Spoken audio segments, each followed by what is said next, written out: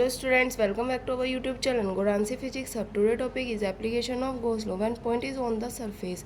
आज का टॉपिक हमारा एप्लीकेशन ऑफ गॉस लॉ है जब हमारा पॉइंट क्या रहेगा, सरफेस के ऊपर रहेगा और जहाँ पर कंडीशन क्या है कि small R is equal to capital R, जहाँ पर क्या है जो हमारे दोनों स्फेयर की रेडियस होती है वो क्या होती है, इक्वल होती हैं। अब देखिए इसको समझने के लिए हम इस डायग्राम को समझते हैं। क्या है, मेरे पास एक स्फेयर है और उसके ऊपर मैंने एक पॉइंट पी लिया है और इस पॉइंट के ऊपर ही मुझे क्या करना है, इलेक्ट्रिक फील्ड इंटेंसिटी बतानी है। अब देखिए क्या है, इस स्फेयर का जो सेंटर पॉइंट है वो हमारा ओ है और जो रेडियस है वो हमारी आर है।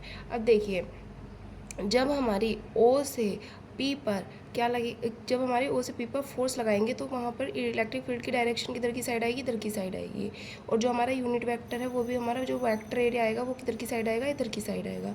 तो ई और एन क्या है, दोनों की डायरेक्शन सेम रहेंगी तो इनके बीच का जो थीटा बनेगा, एंगल बनेगा, वो क्या बनेगा हमारा, ज़ीरो। तो देखिए theta is equal to zero हो गया। क्यों? क्योंकि क्या है, E is parallel to n cap है और जो इनके और एक ही डायरेक्शन में है ये, तो इनके जो बीच का एंगल बनेगा वो क्या बनेगा हमारा, ज़ीरो बनेगा, इसलिए theta is equal to zero. अब देखिए अकॉर्डिंग टू गॉसियन लॉ के अकॉर्डिंग देख लेते हैं।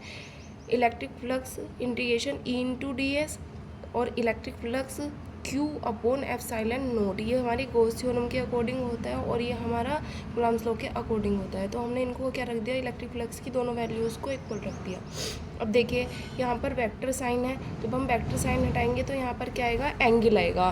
तो जब हमारा वेक्टर साइन हट गया तो हमारे यहाँ एंगल आया, क्या आया, integration E into D S cos theta. अब कॉस थीटा तो आपको बताइए कि एक्सियल लाइन है तो इसलिए यहाँ पर क्या है, कॉस अप्लाई होगा और is equal to Q upon epsilon not as it is, ऐसे का ऐसे ही रखा जाएगा। अब integration E into D S cos theta की जगह हम क्या रख देंगे, ज़ीरो। क्यों? क्योंकि एन और ई पैरेलल हैं एक दूसरे के, तो एंगल क्या बनेगा, इसमें ज़ीरो आ जाएगा।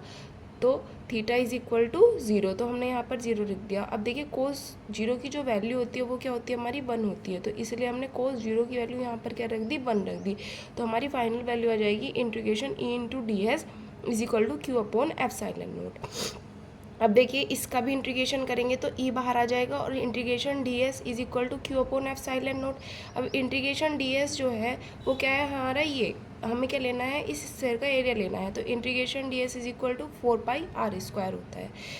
तो हमने क्या लिया है, एरिया लिया, तो E into 4πr² is equal to Q upon epsilon not.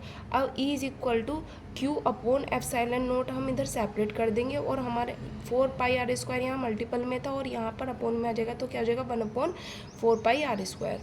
अब इसको सही से करके लिख देंगे, E is equal to 1/4π naught q upon r²।